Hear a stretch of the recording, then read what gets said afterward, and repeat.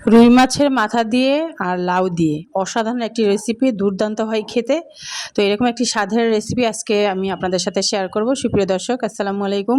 As blog in kitchen থেকে আজকে দারুণ একটি রেসিপি কিন্তু শেয়ার করব। আমি অলরেডি খেয়ে খুবই ভালো লেগেছে, আমার পরিবার ভীষণ পছন্দ করেছে, তাই আপনাদের সাথে শেয়ার করছি।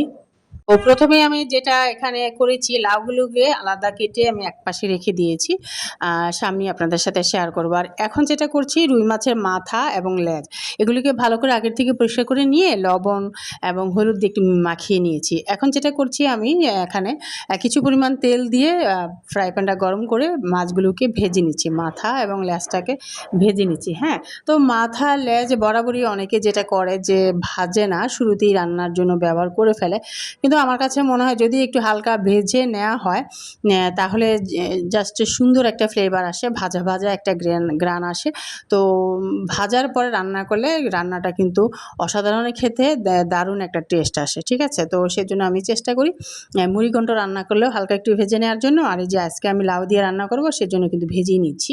তো আপনারা যারা একেবারে ভাজা ভাজা খেতে পছন্দ করেন না, শুরুতেই একদম তরকারি কষিয়ে তারপরে মাছ দিয়ে দেন, তারা সেভাবে করতে পারেন। তবে আমি আজকে যেভাবে রান্না করছি, একবার হলেও ট্রাই করে দেখবেন, অসাধারণ কিন্তু লাগে। আর রান্নার টেস্টটা সেই লেভেলের চলে যায়, খুবই ভালো লাগে খেতে। এর জন্য আপনাদের সাথে শেয়ার করছি, আশা করছি আপনাদের খুবই ভালো লাগবে। সুপ্রিয় দর্শক, যারা নতুন আমার রেসিপি দেখছেন, অবশ্যই আপনারা যদি এরকম টিপস ও ভিডিওগুলো পেতে চান, তাহলে আমি বলবো যে আমার চ্যানেলকে সাবস্ক্রাইব করে অল বাটনে ক্লিক করে আমার চ্যানেলের সাথে থাকতে পারেন। যদি থাকেন তাহলে টিপস ও ভিডিওগুলো, নিত্য নতুন রেসিপির নোটিফিকেশন আপনার কাছে চলে যাবে, আপনি কিন্তু চাইলে দেখে নিতে পারবেন। যেহেতু আমি আমার প্রত্যেকটা রান্নার ভিডিওতে চেষ্টা করি কোনো না কোনো টিপস রাখার জন্য, যাতে আপনাদের কিছুটা হলেও কাজে দেয়, ঠিক আছে, উপকারে আসে। তো সুপ্রিয় দর্শক, আমি একবারে মূল রেসিপিতে চলে আসছি। আমি এখন কথা বাড়াবো না, মূল রেসিপি নিয়ে কথা বলবো আপনাদের সাথে। আমার ভাজা কিন্তু একবারে কমপ্লিট, আমি সেটা শেয়ার করলাম। তো ভাজাগুলো উঠিয়ে নিয়ে, মানে মাছগুলো উঠিয়ে নিয়ে, এখন আমি এখানে একই ফ্রাই প্যানের মধ্যে সামান্য কিছু তেল অ্যাড করে, তো এখানে পেঁয়াজ কুচি দিয়ে দিলাম আমি হাফ কাপ, হ্যাঁ, মেজারমেন্ট কাপের হাফ কাপ পেঁয়াজ কুচি দিয়েছি। তো দিয়ে নেড়ে চেড়ে নিয়েছি। আর সেই সাথে কিন্তু আদা রসুন পেস্ট আমি 1.5 চা চামচ দিয়েছি। হ্যাঁ, আর এখানে আদার পরিমাণটা খুবই কম ছিল, আর রসুনের পরিমাণটা একটু বেশি ছিল, এরকম আর কি। যেহেতু মাছ রান্নায় কিন্তু আদা রসুন, আদার ফ্লেভারটা, আমি এখানে একটা টিপস, এটা মেন টিপস আজকে রান্নার মধ্যে। আমি যে টিপসটা বলবো একটু খেয়াল করে শুনবেন, এটা কিন্তু আপনাদের খুবই কাজে লাগবে, খুবই উপকারী একটা টিপস। সেটা হলো যে রান্নার মধ্যে যখনই আমরা আদা রসুন পেস্ট ব্যবহার করব, আমরা চেষ্টা করব আদার পরিমাণটা খুবই কম দিতে, ঠিক আছে। রসুনের পরিমাণটা একটু বেশি প্রয়োজনের তুলনায়, আর হলো আদার পরিমাণটা খুবই কম, না দিলেই নয়, একদম খুবই কম সেই পরিমাণ দিতে হবে, তাহলে ফ্লেভারটা খুব ভালো যায়। আর যদি আপনারা গরুর মাংস, মানে বিফ জাতীয়, হ্যাঁ, মাংস জাতীয় কিছুতে আপনার আদার দেন, সেক্ষেত্রে সাজেস্ট থাকবে আমার পক্ষ থেকে যে আদার পরিমাণটা একটু বাড়িয়ে দিবেন, তাহলে কিন্তু রান্নার ফ্লেভারটা খুবই ভালো আসে। মাছের সাথে সবসময় আদারটা, মানে আদার পেস্টটা কম যায়। হ্যাঁ, তো আমি এখানে চেষ্টা করেছি আদার পেস্টটা খুবই কম দিতে, আর রসুনটা একটু প্রয়োজনের তুলনায়, মানে আদার তুলনায় রসুনটা একটু বেশি দিয়েছি। তো দিয়ে একটু কষি টষি নিয়ে নেড়েচেড়ে কিন্তু আমি এখানে দিয়ে দিলাম লাউ, তারপর বেসিক মশলা। তো লাউটাকে আমি আগে একটু ছোটো ছোটো করে কেটে রেখেছিলাম, এরপরে বেসিক মশলাগুলো দিয়েছি। যেমন ধরেন, আপনারা এখানে দিয়েছি হলুদের গুঁড়া, ধনিয়ার গুঁড়া, মরিচের গুঁড়া, লবণ স্বাদ মতো, ঠিক আছে। তো রান্না যখন করবেন, আপনি তো বুঝতেই পারবেন যে আপনার রান্নাটা কতটুকু, সবজিটা কতটুকু, ঠিক আছে, পরিমাণ কতটুকু, সেই অনুযায়ী কিন্তু আপনাকে বুঝেই মশলাটা দিতে হবে। এরপর আমি যেটা করেছি, এখানে নেড়ে চেড়ে কিছুক্ষণ পরে কিন্তু দিয়ে দিলাম টমেটো। এখানে আমি একটা টমেটো মাঝারি সাইজের একটু ফালি করে দিয়ে দিলাম, এরপরে ঢেকে দিলাম আর কি। তো ঢেকে আমি প্রায় 5 থেকে 6 মিনিট পরে ফিরে আসলাম। তো ফিরে এসে এখন ভালো করে আবারও নেড়ে চেড়ে নিব ওই তরকারিটাকে।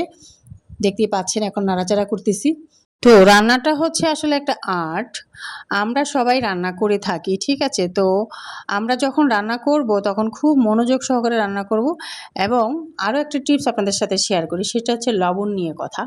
আপনারা আমরা সবাই কিন্তু রান্না করি, কিন্তু এখানে কিছু কিছু ছোটো ছোটো টিপসগুলো যদি আমরা ফলো করি, তাহলে সবার রান্না কিন্তু অনেক টেস্টি হয়। যেমন ধরেন, আপনি যখন রান্না করছেন, রান্নার সময় তো আপনি লবণটা চেক করবেনই, এরপর রান্নাটা যখন আপনি উঠাবেন তার আগ মুহূর্তে অবশ্যই রান্নাটা একটু চেক করে নেবেন, মানে লবণটা ঠিকঠাক আছে কিনা। যদি লবণ বেশি হয়ে যায় তাহলে লবণ কমানোর জন্য কি দিতে হবে সেটা অবশ্যই দিবেন, এবং যদি কম থাকে তাহলে পারফেক্ট পরিমাণটা কি হবে, কতটুকু দিলে পারফেক্ট হবে সেটা বুঝে আপনাকে আবার লবণটা দিয়ে একটু রান্না করে উঠিয়ে ফেলবেন।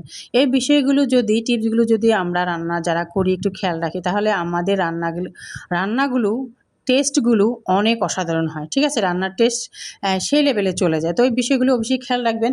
আমি যে বরাবরই চেষ্টা করি কিছু না কিছু টিপস রাখার জন্য, আজকেও কিছু রেখেছি। যদি আপনারা ফুল ভিডিও মনোযোগ সহকারে দেখেন তাহলে আমার টিপসগুলো অবশ্যই আপনারাও জানতে পারবেন। তাহলে আমি এখানে যেটা করেছি আমি আবারও নেড়েচেড়ে নিয়ে ঢেকে রাখলাম। ফিরে আসলাম ৫ মিনিট পর। এবার রান্নাটাকে মানে এই তরকারিটাকে এখন আবার সুন্দর করে নেড়েচেড়ে নিব, সমস্ত মশলার মধ্যে যাতে তরকারিটা ভালো করে মিশে যায়। হ্যাঁ, সুন্দর করে নেড়েচেড়ে নিব। এর মধ্যে কিন্তু আমি কাঁচামরিচ দিয়েছিলাম টেস্ট অনুযায়ী। যেহেতু এই রান্নাটা আমার বাচ্চা খাবে, আমি বরাবর সব রান্নাতেই আপনাদের সাথে এটা শেয়ার করি। যারা শুরু থেকে শেষ পর্যন্ত আমার ভিডিওগুলো দেখেন তারা জানবেন যে আমার বাচ্চার জন্য আমি সবসময় চেষ্টা করি একটু ঝালের পরিমাণটা কম দিতে। এইজন্য আমি সবসময় চেষ্টা করি কাঁচামরিচটা আস্ত একটু বাড়িয়ে দেওয়ার জন্য, যাতে আমরা যারা একটু ঝাল খেতে চাই তারা যাতে ভাতের সাথে মিশিয়ে খেতে পারি।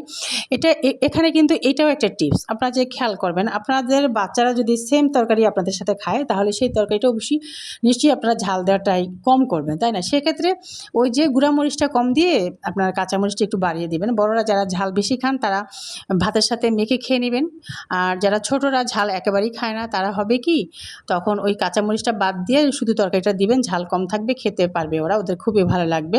আর আরও একটা বিষয় হচ্ছে কাঁচামরিচটা দিলে কাঁচামরিচের যে একটা ভিটামিন সেটাও কিন্তু আপনি পেয়ে যাচ্ছেন, তো প্লাস পয়েন্ট হয়ে গেল না? এই আর কি, এই বিষয়গুলো চেষ্টা করবেন। যাই হোক, আমি মাছের মাথাগুলো ভেজে রাখা আগের থেকে সেগুলো আমি দিয়ে দিলাম। দিয়ে এখন আবার এই যে পানি দিলাম। তো পানিটা আমি চেষ্টা করি সবসময় একটু গরম পানি দেওয়ার জন্য। তো গরম পানি দিলে যেটা হয় রান্নার স্বাদকে কিন্তু দ্বিগুণ বাড়িয়ে যায়। ঠিক আছে?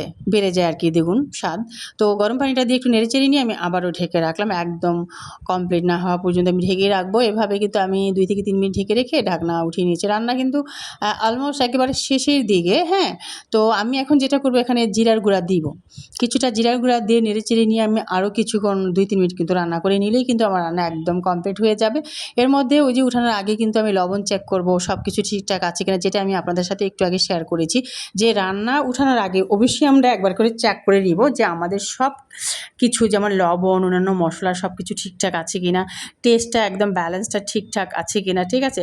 তো রান্না উঠানোর আগে যদি আমরা এই কাজটা করি তাহলে কিন্তু আমরা চাইলে আমাদের রান্নাটাকে টেস্ট অনুযায়ী কিন্তু আমরা বাড়িয়ে কমিয়ে বা আমাদের মতন করে, হ্যাঁ, প্রয়োজন মতন করে কিছুটা কম দিতে পারি বা কিছু আরও বাড়াতে পারি, এরকম আর কি। তখন রান্নার টেস্টের লেভেলটা কিন্তু বেড়ে যায়, ব্যালেন্সটাও ঠিক থাকে।